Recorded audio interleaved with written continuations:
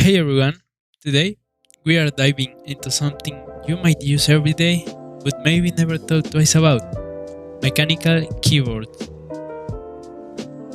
These keyboards can be way more interesting than you might think. While they might look similar to standard keyboards, there's a world of difference in how they feel and sound. You might be wondering, what's the big deal? They both type, right? Well, yes, but mechanical keyboards offer a much better experience in tricky areas: sound, feel, and aesthetic.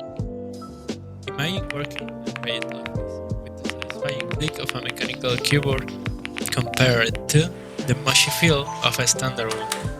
It's a whole new typing experience.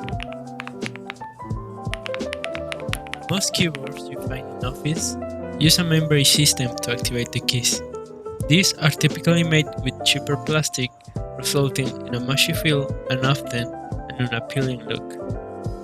Mechanical keyboards, on the other hand, have been around since the beginning, but their higher production costs made them less common.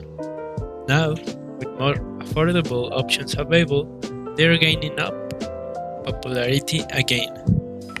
The principal difference between both is that each key on a mechanical keyboard has its own individual switch. These switches are the heart of the mechanical keyboard experience. There are multiple colors of switches, and they are not used for show. Each color represents a different switch type with its own unique feel and sound. Linear switches. These switches are smooth and silent, perfect for gamers who prioritize speed and precision. They are often red in color. Clicky switches. These switches have a satisfying bump tactile and a clicky sound when pressed. They are great for those who enjoy the tactile feedback and the sound. Often blue. Tactile switches.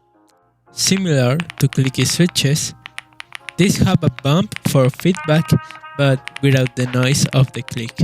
They are a good choice for writers who want a more enjoyable and precise typing experience. Often brown.